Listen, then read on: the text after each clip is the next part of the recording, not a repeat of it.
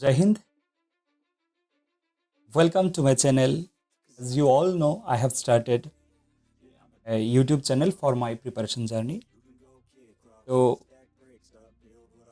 Time দেখতে পাচ্ছ, একটা বাজার মাত্র 3 মিনিট বাকি এবং আমি আমার ভিডিও রেকর্ড করছি এখন। ভিডিওতে কিছু আপডেট দেওয়ার ছিল।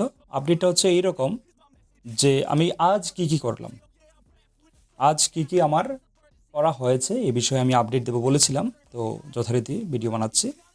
তো আজ বিশেষ কিছু করা হয়নি। এই যে সামনে দেখতে পাচ্ছ Indian economy by Ramesh Singh. এটা খুব পপুলার বুক সিভিল সার্ভিসের জন্য, যারা ইউপিএসসি এক্সাম দেয় তারা অনেকেই এই বইটা প্রেফার করে।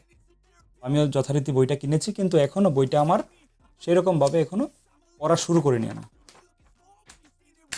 ইকোনমিটা একটু টেকনিক্যাল সাবজেক্ট, আমার একটু কঠিনই লাগে। এই জন্য আমি ইউটিউব থেকে হার্ষা আইএএস বলে একজন স্যার আছে, ওনার ভিডিওগুলি আমি প্রেফার করি। তো ওনার ভিডিওগুলি আমার ভালোই লাগে। তো আজ কি করলাম, আজ এই যে দেখতে পাচ্ছ এটা জিএস পেপার 4 এর সিলেবাস। ওইটার মধ্যে সেকশন এতে কি রয়েছে ওইটা আমি দেখার চেষ্টা করছি। সেকশন এতে রয়েছে basic features of Indian economy, national income, agriculture industry, এগুলি। তো আমি দেখলাম যে এই সেকশন এ থেকে প্রিভিয়াস ইয়ার কোয়েশ্চেন পেপারে কি প্রশ্ন এসছে। যেমন প্রিভিয়াস ইয়ার কোয়েশ্চেনে আজকে এটাই স্টাডি করেছি। You can also see 1 number question. Do you think that Green Revolution expands the regional inequality in India? Give reasons for your answer. What are the major causes of income inequality between the organized and unorganized sector? Evaluate the government policy for the removal of unemployment in India after 2010. তো section এ থেকে এই কোয়েশ্চেনগুলি এসেছে এবং এগুলি আমি find out করার চেষ্টা করেছি যে এগুলি আমি কোথায় পাবো, বা কোন টপিকগুলির সঙ্গে এগুলি রিলেটেবল আছে, বা কোন টপিকগুলি পড়লে এই ধরনের প্রশ্নগুলি আমার একটু কভার হয়ে যাবে। হয়তো বা ডাইরেক্টলি তো বইয়ের মধ্যে পাবো না, we just unable to find directly in the book, but what are the topics if I read, these are the questions will also cover. So এই প্রিভিয়াস ইয়ার কোয়েশ্চেন পেপার এবং সিলেবাসের সঙ্গে মিলিয়ে একটু দেখার চেষ্টা করছি এবং আজকে এটাই স্টাডি করেছি। আরও এমসিকিউ প্রশ্ন ছিল, ওইগুলি নিয়ে আর বললাম না। এইগুলো একটু দেখেছি কি ধরনের প্রশ্ন আসছে বা কিভাবে পড়লে ইকোনমিটাতে একটু ভালো রেজাল্ট করতে পারবো।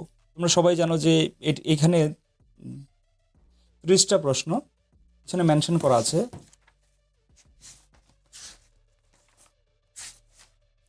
পেছনে মেনশন করা আছে যে ক্লিয়ারলি যদি তোমরা দেখো, মাল্টিপল চয়েস কোয়েশ্চেন 30। তো এই 30 কোয়েশ্চেনের মধ্যে যে যত বেশি স্কোর করতে পারবে, ব্রড কোয়েশ্চেনে কিন্তু স্কোর করাটা এতটা ইজি হয় না। শর্ট কোয়েশ্চেনে তোমার উত্তরটা জানা থাকলেই you can gain marks, but broad কোয়েশ্চেনের ক্ষেত্রে এমনটা নয়। কিন্তু লেখার পরে যদি লেখা ভালো হয় তোমার, তাহলে এক্সামিনার কীরকম মার্কস দেয় ওটা ওনার উপরে। কিন্তু যদি আমাদের এমসিকিউগুলি হয়ে যায়, ওইটাতে 1 নাম্বার কেউ কাটতে পারবে না।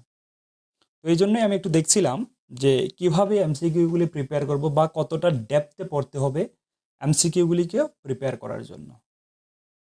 তো তোমরা ভালো করে এইগুলি দেখবে, সিলেবাসটা ভালো করে দেখবে এবং কোয়েশ্চেনের যে প্যাটার্নগুলি দেওয়া আছে, TPSC Tripura public service commission ওনাদের যে সিলেবাসটা পাবলিশ করেছে ওইটার পেছনে প্রত্যেকটা সিলেবাসের পেছনে দেওয়া আছে এইভাবে শর্ট অ্যান্সার টাইপ কোয়েশ্চেন কয়টা থাকবে, ডেসক্রিপটিভ কয়টা থাকবে, এমসিকিউ কোয়েশ্চেন কয়টা থাকবে, এগুলি সবগুলি দেওয়া আছে। এগুলি একটু যথারীতি ভালো করে দেখবে। ভিডিও আর লম্বা করছি না। Thank you all, good night.